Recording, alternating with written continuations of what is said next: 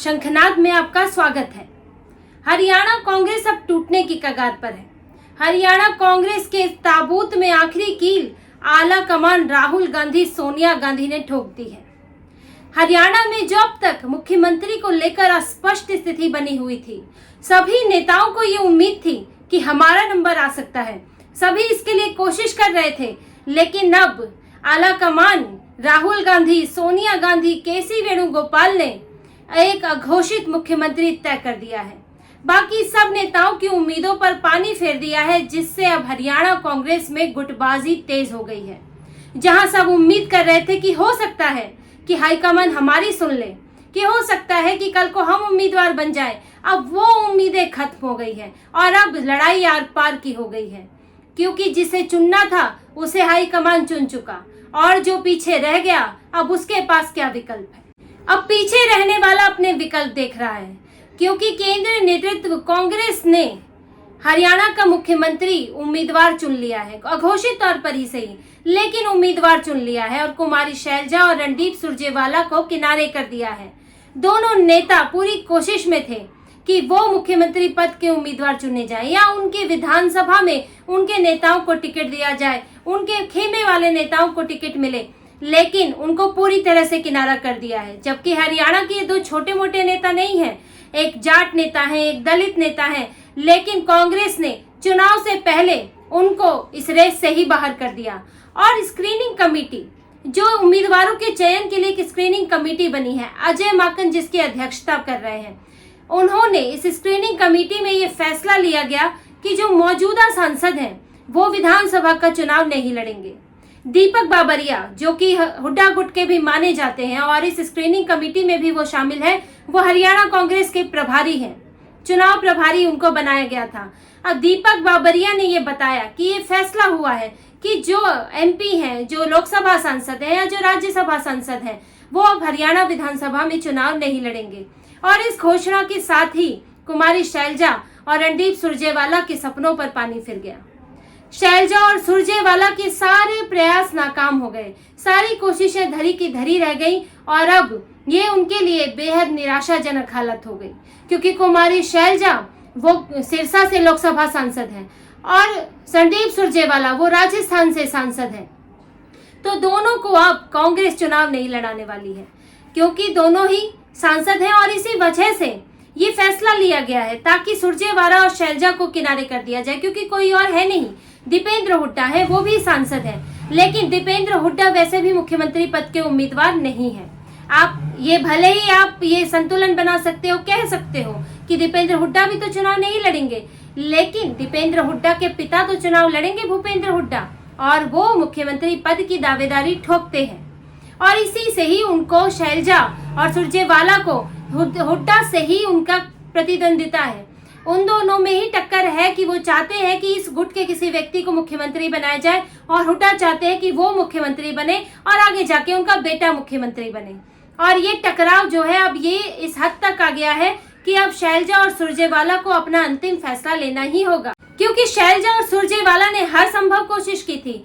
इससे 3 दिन पहले, स्क्रीनिंग कमेटी के फैसले से 3 दिन पहले, कुमारी शैलजा ने एक इंटरव्यू दिया था, जिसमें उन्होंने साफ तौर पर मुख्यमंत्री उम्मीदवार बनने की इच्छा जाहिर की। उन्होंने ये कहा कि हर किसी की व्यक्तिगत और जातीय तौर पर महत्वाकांक्षाएं होती हैं, वो भी राज्य में सेवाएं देना चाहती है, अपने राज्य विधानसभा में सेवाएं देना चाहती है और वो चाहती है कि इसके लिए उनको मौका दिया जाए। हालांकि हाईकमान के ऊपर है कि मौका मिलेगा या नहीं मिलेगा। उन्होंने कहा कि कांग्रेस को देश भर में अनुसूचित जाति से पूरा समर्थन मिला है, तो अगर कोई बिना अनुसूचित, गैर अनुसूचित वाला व्यक्ति मुख्यमंत्री हो सकता है, तो अनुसूचित जाति से कोई मुख्यमंत्री क्यों नहीं हो सकता। उन्होंने सीधे दलित मुख्यमंत्री का दांव खेल दिया।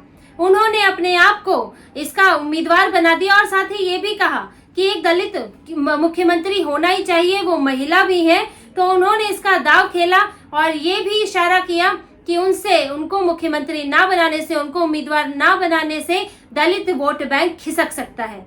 ये एक तरह की चेतावनी भी थी कि जो दलित वोट बैंक कुमारी शैलजा लेकर आती है वो कांग्रेस से खिसक सकता है अगर उन्हें उम्मीदवार नहीं बनाया गया या हुड्डा को उम्मीदवार चुन लिया गया।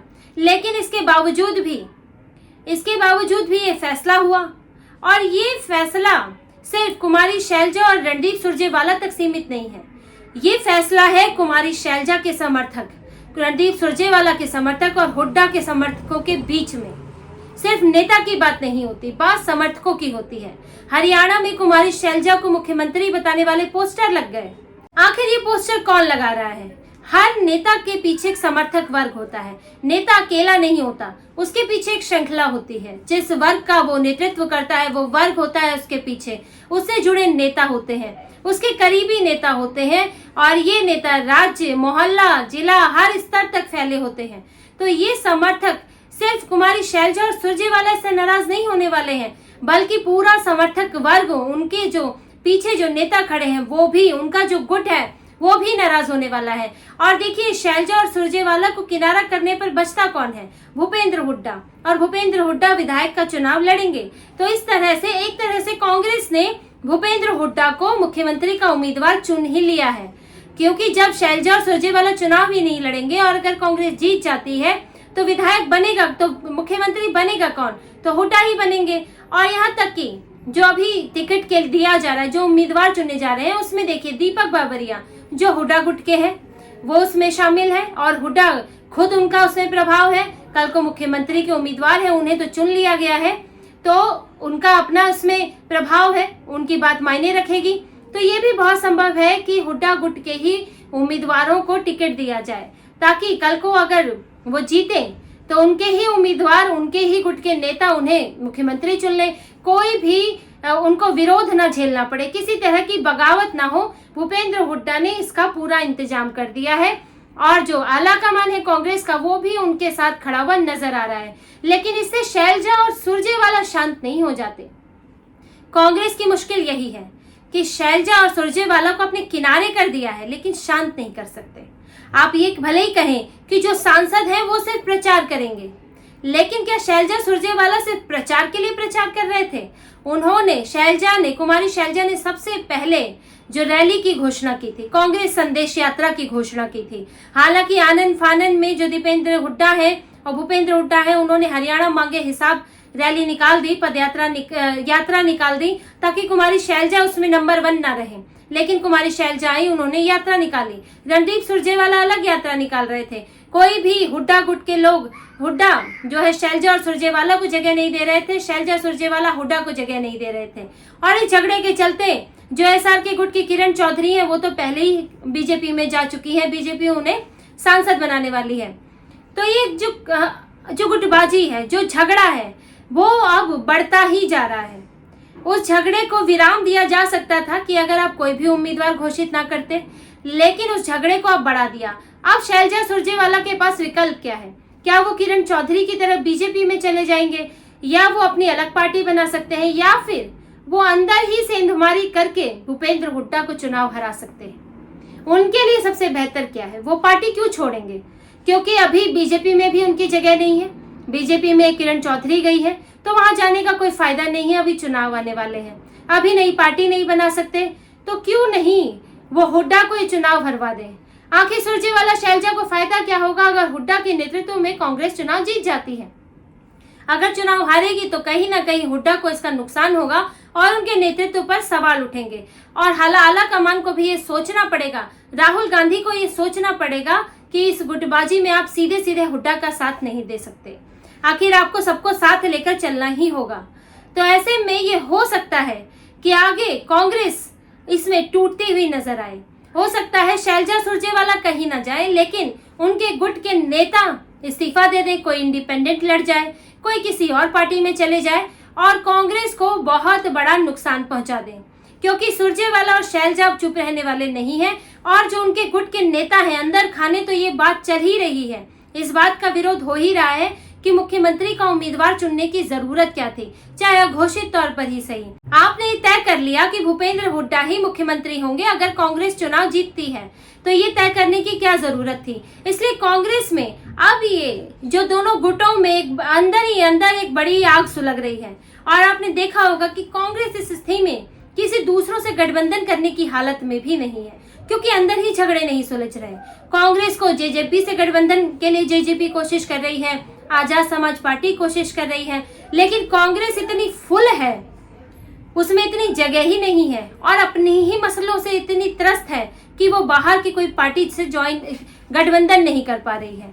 और यही हालात अभी और बिगड़ने वाले हैं। अभी तो इस बात की घोषणा ही हुई है कि उम्मीद के सांसद जो है विधायक का चुनाव नहीं लड़ सकते। अब आगे कुमारी शैलजा और सुरजेवाला अब इस पर विचार कर रहे हैं कि आगे क्या कदम उठाया जाए, क्योंकि चुप तो वो भी नहीं बैठेंगे और जवाब देंगे, और जो जवाब होगा वो कांग्रेस को आने वाले विधानसभा चुनाव में बहुत भारी पड़ सकता है। तो इसी तरह की और खबरें और विश्लेषण आपके लिए लाते रहेंगे। हमसे जुड़े रहिए, सब्सक्राइब कीजिए, कमेंट कीजिए। बहुत बहुत धन्यवाद। जय श्री राम।